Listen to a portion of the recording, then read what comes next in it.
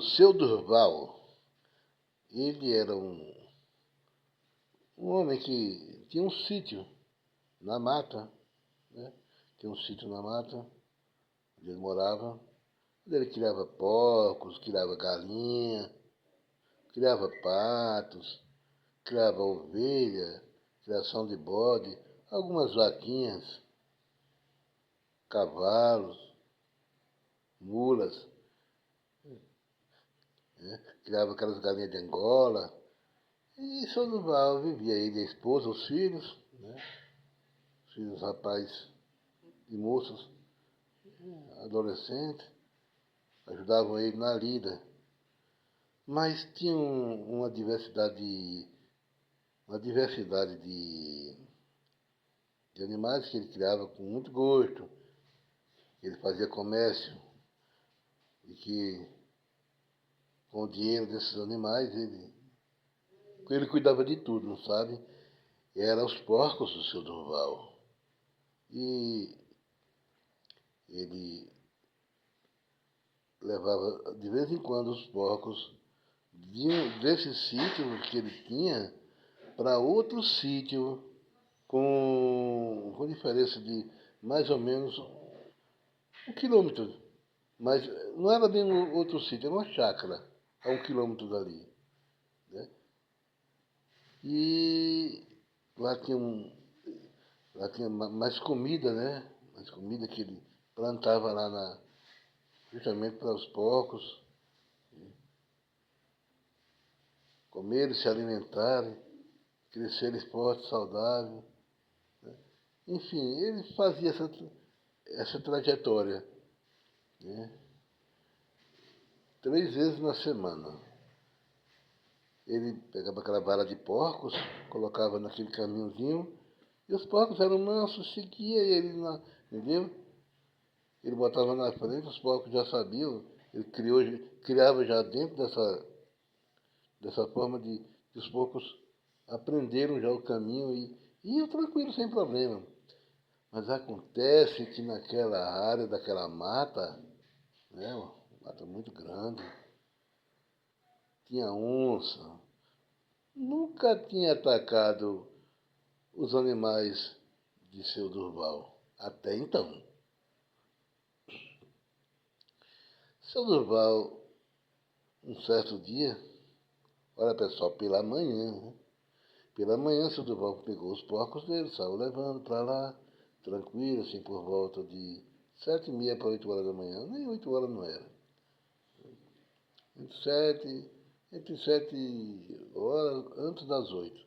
Aí vai no caminho tranquilo, ele levando 13 porcos.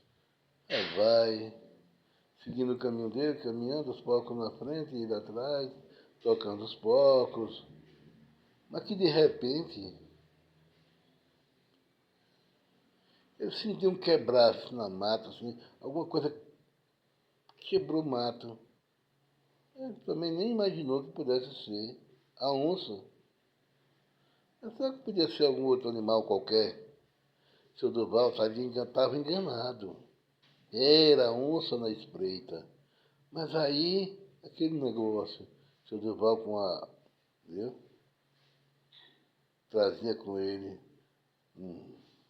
uma carabina, entendeu?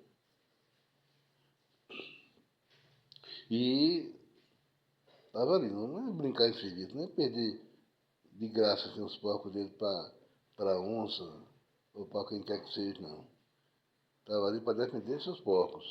E se defender também, em primeiro lugar. De repente, a onça esturrou. A onça esturrou assim, pertinho. Deu 3 esturros. Que ele disse que era de ter medo mesmo. Medo no medo, que ele ficou com medo. Ele nunca tinha visto de perto. Ele se assustou. Ele se assustou, ficou muito assustado. Assombradinho. Mas manteve a calma, porque precisava levar os porcos dele. Os porcos ficaram ali, ó, nervosos, assustados. Aí depois, demorou mais um pouco, uns 100 metros depois, como os porcos não debandaram, né, e mantiveram, entendeu, o equilíbrio seguindo a mesma trajetória, por certo a onça não se contentou, porque talvez aqueles esturros da onça fossem para amedrontar os porcos, tipo assim, uma estratégia, não sabe? Para amedrontar os porcos ficariam nervosos, debandariam, caindo para a mata, facilitaria ela a pegar um deles para a alimentação dela, para se alimentar. Como isso não aconteceu, logo ela mudou de estratégia. Ela decidiu, então, atacar, mas de maneira diferente. Ela atravessou o caminho, de um lado ao outro da mata, naquela estrada, atravessou o caminho correndo, em alta velocidade. A onça, na frente dos porcos. Quando ela fez isso, os porcos entraram, entendeu, em confusão e começaram a correr, a debandar. E seu Durval, mais que depressa, percebeu a estratégia da onça. Disse: essa onça está agindo com inteligência. Mas se ela está agindo com inteligência, eu vou com minha sabedoria, que Deus me deu também. Os porcos correram para todos os lados. Logo em seguida ouviu o grito de um porco. Coim, coim, coim, coim, gritando, desesperado pela vida. Ele caiu para dentro da mata e foi na direção. Quando chegou pertinho, foi com cuidado, aí já viu a onça. Tinha acabado de matar um porco. Naquele momento, naquele instante, estava com ele na boca. Ele, mais que depressa, pegou sua carabina, apontou para a onça. Ele disse que, naquele momento que ele apontou a carabina para ela, ela olhou nos olhos dele. Como ela estava com o porco na boca, ele não pensou duas vezes. Atirou. Ele feriu ela com 2 tiros. Ela já caiu lá, se batendo, se tremendo toda. Ele olhou, ficou rodeando ela, sem se aproximar, e ela se tremendo toda, o porco já morto ali de lado. Ele ficou observando e disse: quer saber? Eu vou ter certeza que essa onça está morta, mas do meu jeito. Vou agir com sabedoria. Aí sim, deu um terceiro tiro na cabeça dela e liquidou de uma vez a onça, que parou de se tremer. Se esticou toda e ali morreu.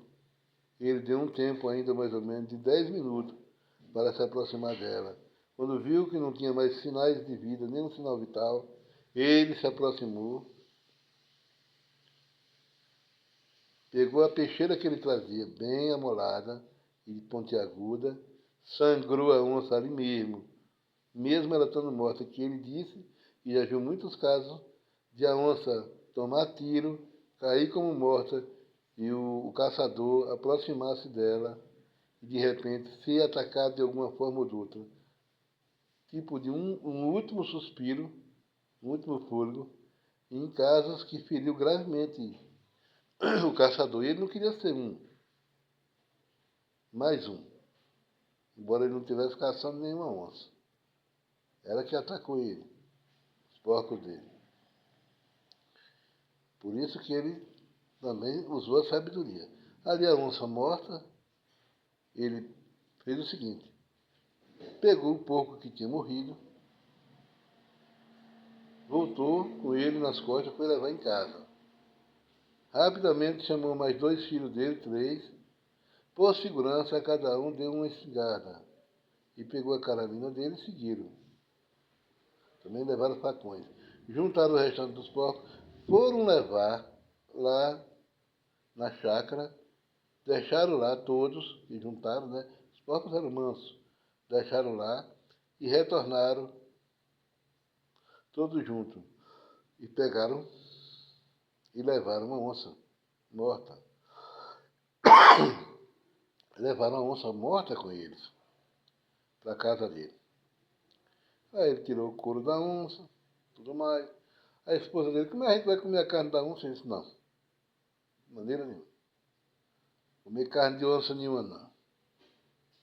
Matei porque ela foi matar meus porcos. Não sou caçador, foi uma defesa. Se trouxe para cá para tirar o couro aqui, bem, enfim. Eu vou tirar as presas dela, ela já está morta. Tirar as presas dela como troféu. Né? Vou guardar o couro, que eu vou curtir esse couro dela. Enfim, a carne dela, vou afastar e colocar um pouco longe daqui. Tem muito urubu com fome e precisa comer. Outros animais também. Botando lá, certamente eles vão poder usufruir melhor do que nós. Se nós temos o que comer, não precisamos de carne de onça para comer, não. Mas tem muito animal com fome, como o urubu e outros animais que precisam comer. E longe daqui eu vou botar e lá eles vão, com o cheiro da carniça que vai subir, né? Levado pelo vento, eles vão e aproveitam e comem. A mulher dele realmente, tá certo, Durval, tá certo. Faça isso. E assim ele pegou mais 2 filhos dele, botou aquilo lá em cima de um cavalo que tinha lá, levou em um determinado lugar, assim, mais ou menos, um quilômetro afastado da casa dele, e numa clareira que tinha, deixou lá tudo direitinho, empilhou lá, e voltaram. Também ele falou que havia rastro de onças, outras onças, por perto, mas depois disso, nenhuma, além dessa daí, não atacou mais os animais dele. Ele protegia os animais, até porque ele criou uma estratégia de guardar os animais dele. Tinham cercados, os currais, tudo direitinho, eles colocavam proteção. Não eram animais que se criavam soltos para ser atacados por onça fácil, não. E se ela fosse entrar nos domínios dele, com certeza morreria. Mas graças a Deus nunca entrava lá, não.